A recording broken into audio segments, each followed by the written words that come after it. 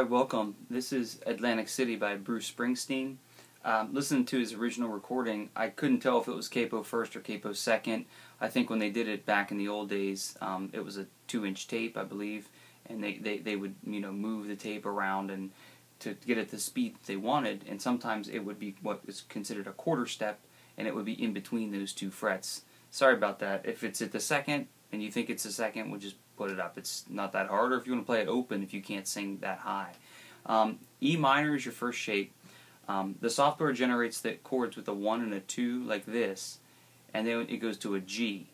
And it seems like that makes sense because now the one finger stays, and that's called a chord pair, and you can just go to that G. Now the trick is you have to change everything to go to a C chord. Yeah, and then it goes back to a G. So for instance,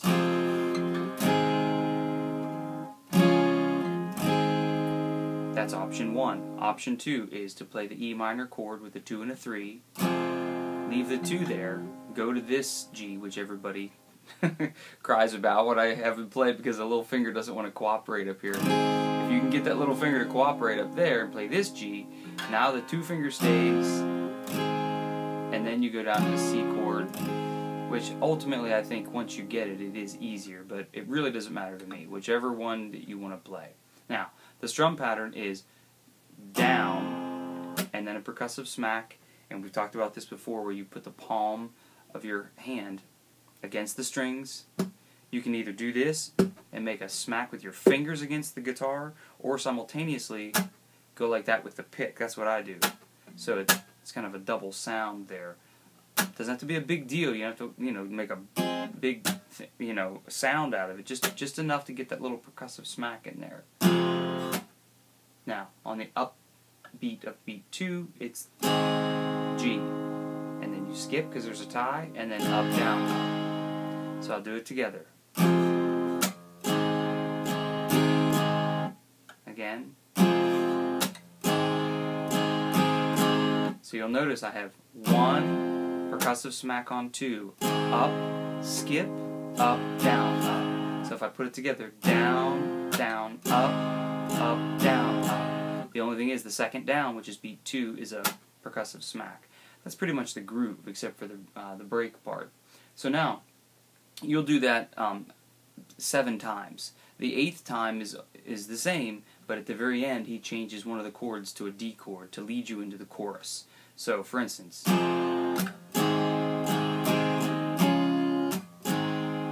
the rhythm's the same on that C chord.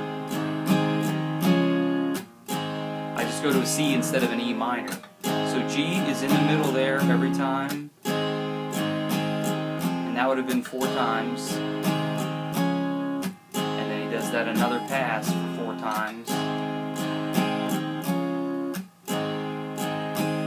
And at the end of that one, he goes like this to a D chord, and the little D chord.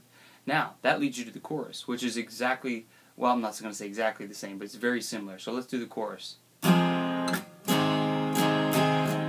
That's the same. Then E minor. Now D, E minor.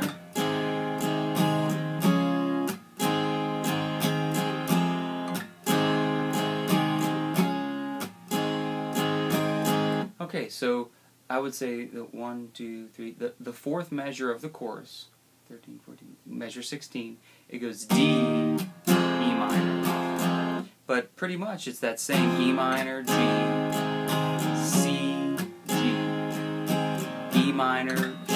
Now D, E minor, E minor, G, C, G, E minor, G, C, G.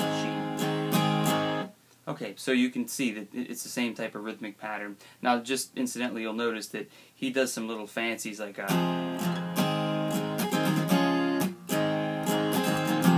he does some 16th notes in there. I didn't put that in there because I didn't want to make it too complicated yet. During the break of the song, now he's going to use the same chords, but the rhythm changes because he's playing the harmonica part. So here's the break part. It goes.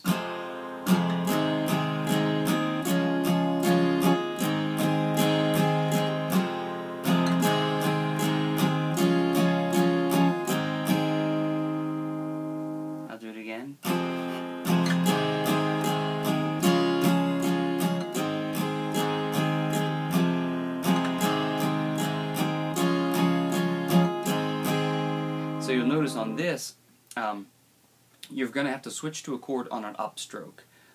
G on the end of 2, C on the end of 4, and then G on the end of 2 again. G on the end of 2, C on the end of 4, G on the end of 2 again. That could be a little bit tricky. Right there, right there, right there, right there. And then it kind of goes back. And I put here repeat 3 times from the beginning. So he does verse, which is like a double, then a chorus, then the break part with the harmonica. Then he does that again, then he does that again. Instead of doing the break on the last time, he's going to go to an outro chorus, which is the same as the regular chorus.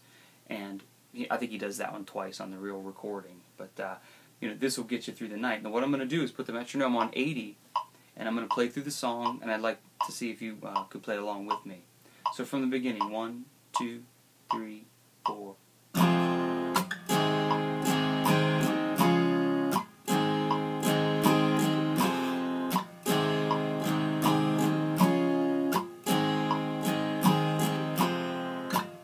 Repeating the first line.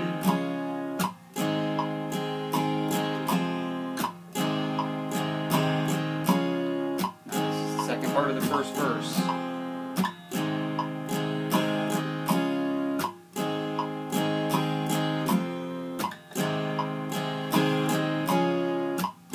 Measure 9.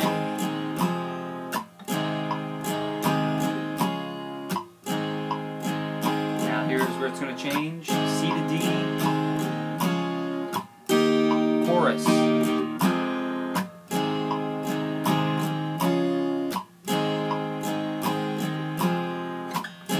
Now D, E minor, measure 17.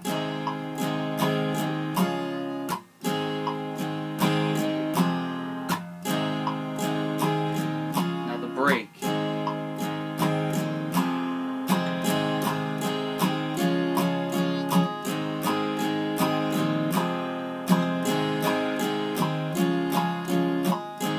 Start over.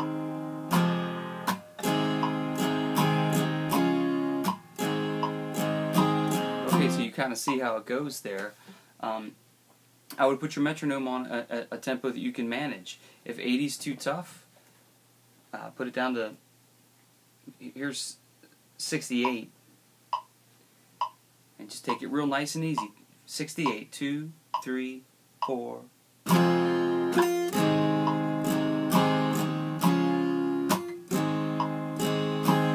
Do that through the whole arrangement. Same thing. If the percussive smack is getting you down, well, just use a regular strum there. Just go.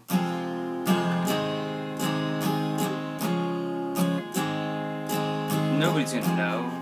I mean, it doesn't sound quite as interesting, but if you just build it up. So when you're looking at these arrangements, I don't want to make them too easy, but I don't want you to be discouraged either. So if there's a part in there like that percussive smack that's really bothering you, just omit it. Just make it a regular strum and try to get through the patterns. If you're having trouble with one particular chord switch, always go back to my 1, 2, 3 switch idea, where you go 1, 2, 3, switch, 1, 2, 3, and do that with your metronome for a week, and just try to get the changes. But always do it with some type of tempo, with some type of metronome marking. I have this set at 112. I think that's the real tempo of the tune. So I'm just going to go ahead and play it out here for you for a minute.